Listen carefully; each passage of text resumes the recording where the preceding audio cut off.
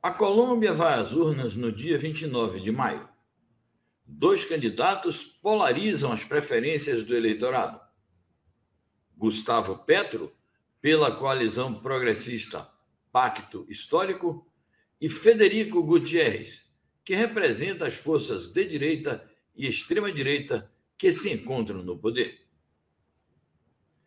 Petro desponta na liderança, segundo todas as pesquisas de opinião pública. Ele está em primeiro lugar com 43,6% das preferências, contra 26,7% de Gutiérrez. A liderança de Petro vem se delineando desde que se realizaram as prévias internas em 13 de março, quando teve uma vitória consagradora, ao alcançar 80% dos votos, 4.446.970, entre os concorrentes que disputavam a indicação no Pacto Histórico. Por outro lado, Gutiérrez foi indicado como representante da sua coalizão com 54% dos sufrágios internos. A campanha eleitoral de Gustavo Petro é o melhor momento do progressismo na Colômbia.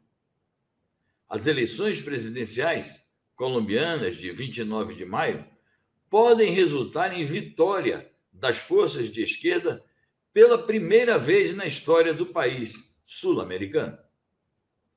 Isto representaria uma virada histórica inédita no país, seja no plano das questões internas, pois Petro representa as reivindicações populares pela paz e a justiça social, seja no plano externo, pois seu triunfo resultaria na aplicação de uma nova política externa independente, em contraste com as relações privilegiadas do atual poder com os Estados Unidos, que já proclamaram a Colômbia como seu aliado preferencial extra-OTAN na região.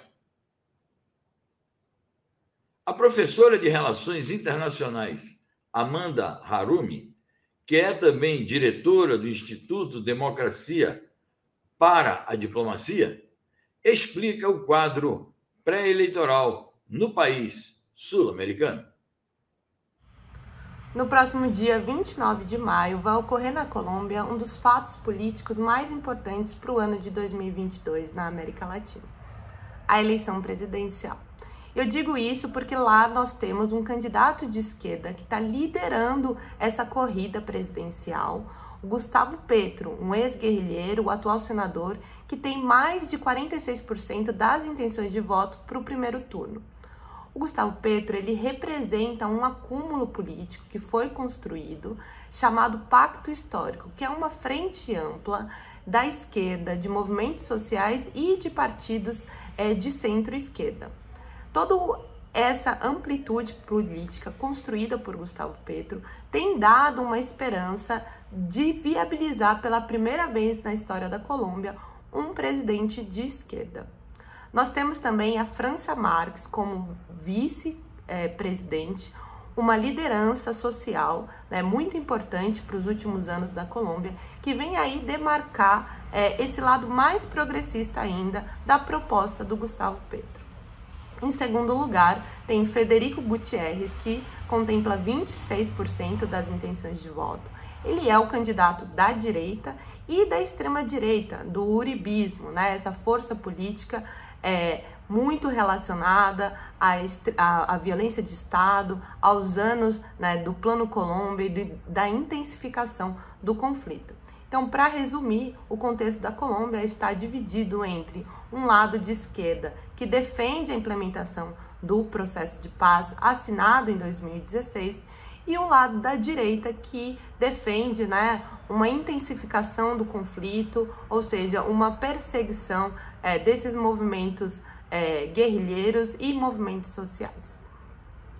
É importante destacar que todo esse contexto político extremamente polarizado, muito relacionado à violência, tem deixado a corrida presidencial muito intensa, muito perigosa, levando o candidato de esquerda, Gustavo Petro, cancelar 2 dias da sua campanha eleitoral, porque a sua equipe tinha conseguido identificar que existe um risco de vida para o candidato.